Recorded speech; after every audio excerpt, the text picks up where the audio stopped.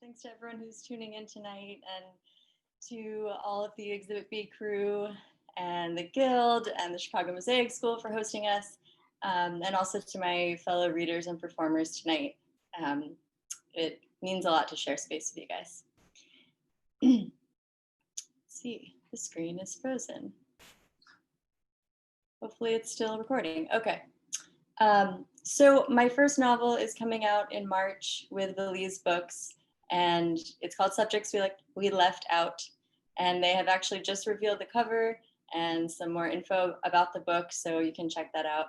Oh, good. You can check that out on their website. The book is about a young American writer who is translating a book of poems from French to English. And I'm going to read a few short excerpts from that and then transition into an audio recording of some material from my forthcoming chapbook. So, the night I finally spoke to Alex in the square, we ended up back at my apartment around the corner where I lit a couple of lamps so we could see, but not too brightly. Why does this look exactly like the place where you would live? He laughed. Because it is, I said. Because I do. I boiled water for 2 cups of green tea while he browsed the bookshelves. He pulled one out by a contemporary American author with whom he was not familiar and asked me to tell him about it. The book was about reading, interruptions, travel, a never-ending search. I began describing it, but decided he should experience it for himself. You can't borrow my copy, I said. My notes are too personal. He laughed. I don't know you well enough yet, I said. Get your own. Several hours later, unable to sleep in the middle of the night, I drafted an email I never sent him about the dangers of reading. In it, I composed the most serious literary threat I knew how to raise. As a reader, was he brave enough to meet continual deferrals of the plot head-on? When I arrived in Paris because I was in Europe, I thought I must be closer to Alex than I had been for quite some time. A nonstop flight from Paris to Florence cost less than 100 euros and would take less than 2 hours. But a train from Paris to Florence would be 8 or 9 hours, the same amount of time it had taken me to fly to Paris from the US. Google Maps told me I could catch a train from Gare de Lyon and cross the border into Italy in only 5 hours and 43 minutes, only 6 stops on the train. At Torino Portosuzzo, I would change to an Italian train, present my passport, and in 2 hours and 50 minutes, only 5 stops on that train, I would arrive at Firenze Santa Maria Novella station. From there, I could exit the station, cross the river Arno that divides the city into two, and arrive in the metropolitan city of Florence. I imagined Alex meeting me there, beside the river Arno. I imagined us walking and talking together the way we had before. I imagined that nothing would have changed between us, that he would be happy to see me and to show me his city the way that I had shown him mine. I imagined the bells of Santa Maria Novella tolling the evening hour I arrived, as if heralding some important message or occasion. I even imagined arriving in Florence without telling Alex I was on my way, like in my dream. I imagined we would run into each other by the river or rounding the corner of some curved cobblestone street. I saw the scene as if from the outside, from above, as if it were a movie. The soundtrack would be Sufjan Stevens, obviously. I looked up Airbnbs that would match the aesthetic of the film I was composing in my head and found a magical one-guest retreat, an inspiring artist studio, where I could wake up to the surreal view of the entire Duomo and cathedral. The Airbnb was in a building from the 1600s on Piazza Duomo, the true heart of the historical center. Leonardo da Vinci lived only 2 houses down, with large double-paned windows overlooking the populated piazza below. The host promised that if I kept the windows open, I would hear church bells, violinists, and accordions in the crowd that would linger past midnight. The listing included many images of solitary women posing in the windows with their long hair tumbling down their backs, their faces tilted upwards toward the view. Maybe Alex and I would meet in the morning on the Ponte Vecchio or the Ponte alle Grazie, and then what would we do? That was where my imagination always stopped, unable to conjure a believable story. On the train from Paris to the residency a few hours away, I reread a favorite novel by an author I admire. The novel was a long internal monologue about a woman struggling to write a novel about a failed love affair. I liked the way this author moved between telling the story and reflecting on telling the story. Parts she left out and why, parts she liked and didn't like to remember, all the different ways she tried to write and arrange material into a novel. The copy of this novel that I own was owned by someone else before me. There are several passages highlighted in the book, first in a bright yellow and later in a faint turquoise green. I like thinking about this woman who highlighted passages in this book when it belonged to her. I felt confident it was a woman who had owned it, though there was no way for me to confirm this suspicion. I like to think about how this woman must have encountered the book when she needed it and what she must have been going through at the time, or how she may have been reflecting on something she went through at some earlier time. There was a pattern to the passages she had highlighted, first in yellow and then a faded turquoise green, which were sometimes, but not always, the same passages I wanted to mark during my reading. But I never highlight, only underline in black pen or draw black squares and rectangles and brackets and sometimes small stars, so that some of the highlighted passages have been left exactly as she marked them, while others have been marked over a second time by me. Do you think, Alex had asked me once, we pick up certain things to read in times when there would be absolutely no other thing for us to read in that moment? I looked up at the woman in the seat across from me on the train. She was reading a novel in French and casting discerning glances at me. For what reason, I do not know. I rarely understand how others see me. I looked out the window. It had been a pleasant ride. While looking out the window, I remembered it had been Alex who recommended the novel to me many years before I finally found this copy at a used bookstore in downtown Chicago, which I hadn't even known existed until that day. But as soon as that thought solidified in my mind, I remembered that I had in fact read the novel by this author I admire years before I bought it at the bookstore.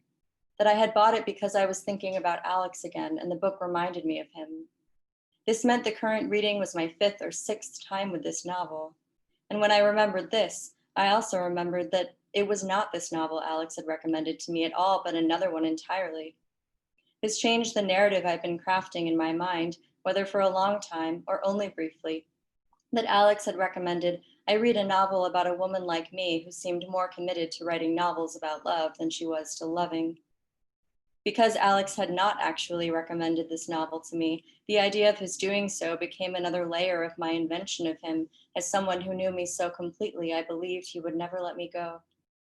On pages 16 and 17 of the novel by the writer I admire, the previous owner had highlighted the following phrases in yellow in this order. I'm not sure. I'm not sure. I know. I don't like remembering. Thanks. So I also have a chapbook coming out soon with Gray and Ghost Press called Train Songs. And it's a collection of short lyric essays where every title is the name of a train line and the name of a song. So I'm going to share an audio recording, and I want to thank Josh Bonzak for helping me create this recording. I'm going to share my screen. And this one.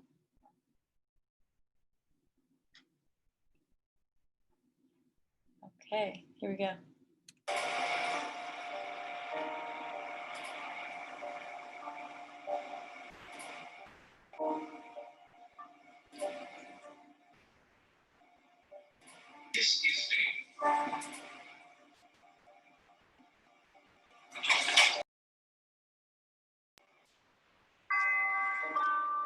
Doors closing.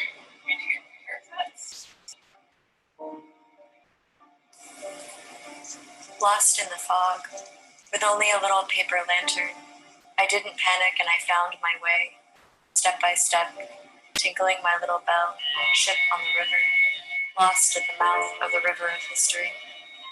What a relief to come into the light, even a shadowy half-light. What a relief to come where it's clear. Bolaño, The Savage Detectives.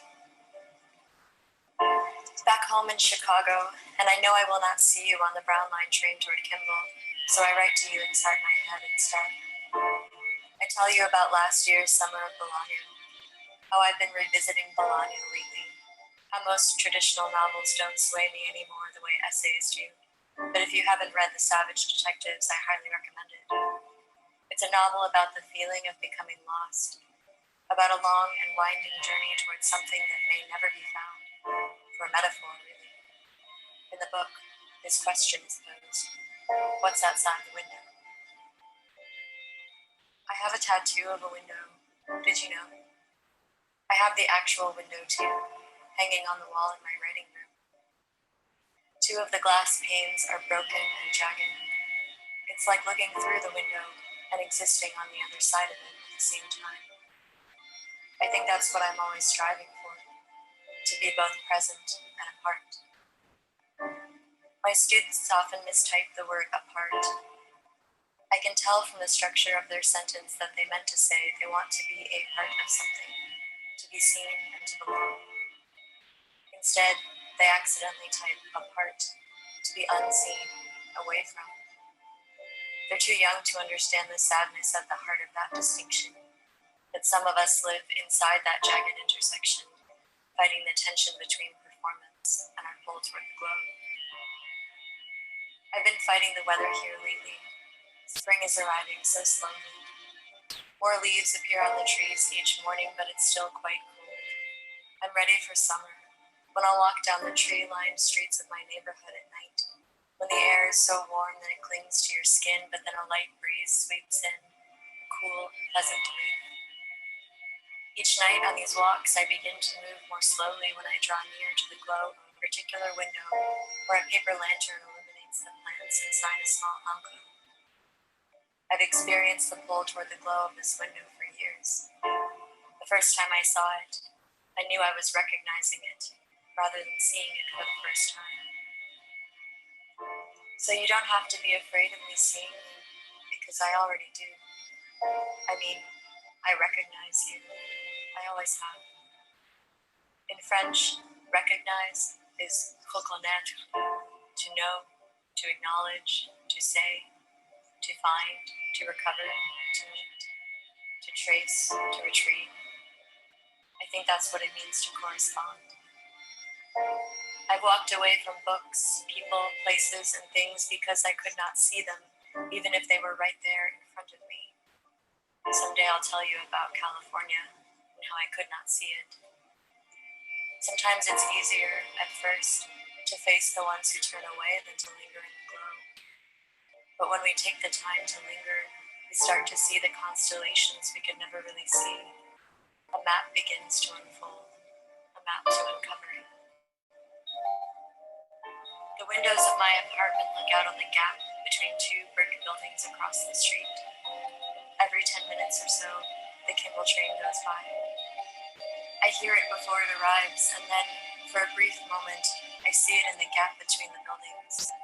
At night, the windows of the train are bright white, illuminated. First, the train goes by in one direction, then the other. Sometimes, they pass each other at the same time. Then, the street grows quiet again.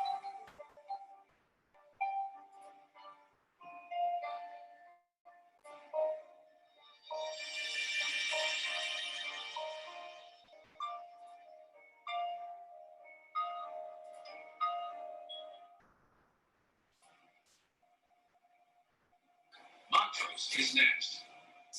Doors open on the right at Montrose.